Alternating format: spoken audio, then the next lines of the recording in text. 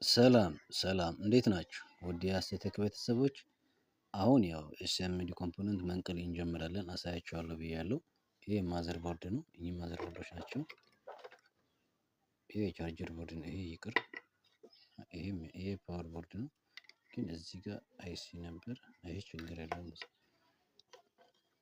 ብዙ ጊዜ የሚያስቸግረው ለመንቀል ለጀማሪ ይሄ ያስቸግራል።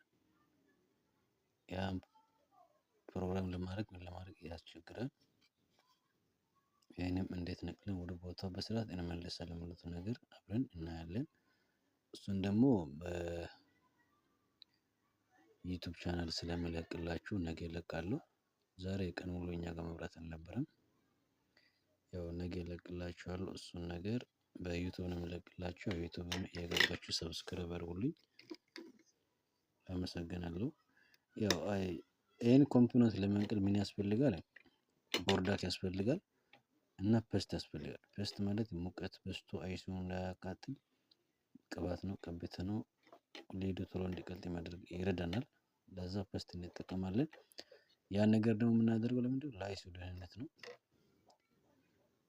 እና ብዙ ጊዜ መጎተት አስፈላጊ አይደለም። በጣም ሲያስቸግር በጉልበት መንቀል ሳይሆን ፐስቱ እስኪለቅ ድረስ መጠበቅ ነው። ያንን ነገ በደንብ አሳያችኋለሁ። ኤስኤምዲ ኮምፖነንት ለመንቀል 1 ቦርዳክ፣ 2 ፐስት፣ 3 ደግሞ ቲውዘር ያስፈልገናል። ነገ በስፋት እናያለን። አመሰግናለሁ።